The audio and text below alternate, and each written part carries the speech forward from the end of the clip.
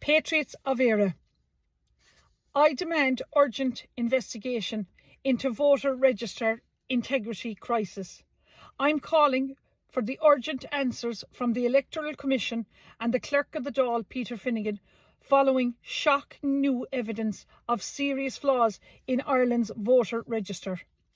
A voter in Cork has confirmed to me that former University College Cork students who stayed in various campus and digs in Cork, who left many years ago, were still issued polling cards for both the 2024 local and general elections. These individuals had long since moved away, yet their names remained on the register and they were invited to vote. This, folks, is a crisis of trust in Irish democracy. If outdated names are left sitting in a computer system with no checks, then every election result in the country is in question. I have now given 3 statements to An Garda Síochána on election irregularities, with the Gardaí in Macroom confirming that a file is being prepared for the Director of Public Prosecutions and that all the election materials, including all the sealed envelopes and the counterfiles, are to be preserved until the investigation is complete and done and finished. In a letter today sent to Art O'Leary, the CEO of the Electoral Commission, and Peter Clark, Clerk of the Dáil, I demanded a full national list of every polling card issued for the 2024 local and general elections, a clear explanation of how many names are processed and verified, details of any audits or investigations into the integrity of the register.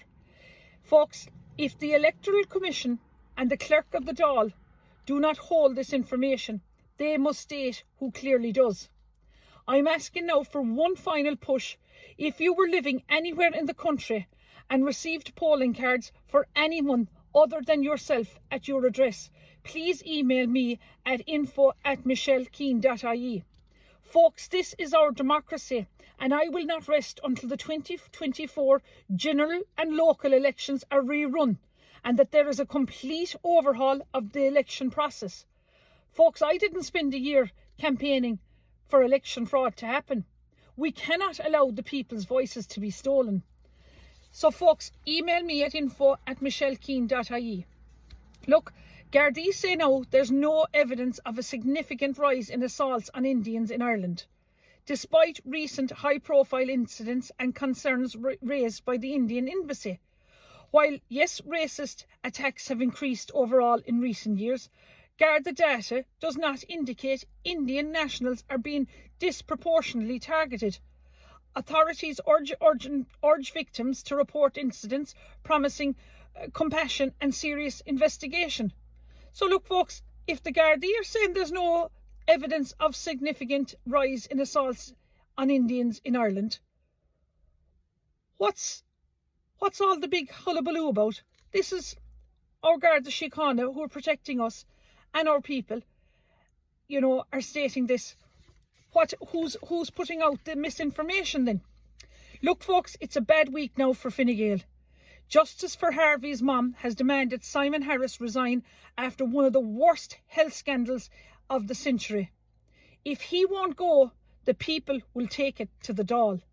Minister Jennifer Carroll McNeill must answer and come clean and say why is her family linked or not to CPL, the company making allegedly €11,000 per overseas nurse, a contract worth, folks, up to €1 billion a year.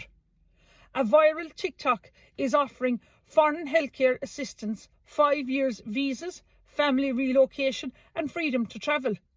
Quietly changed, folks, from 1 year, while Irish carers are left on low pay, poor conditions and no respect. So my message is, Harris resign, McNeill explain, and Fine Gael face the people.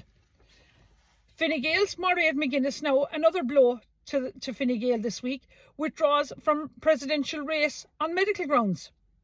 The former European Parliament Vice President Mairead McGuinness has announced she is pulling out of the Irish presidential race, citing medical advice following a recent hospital stay.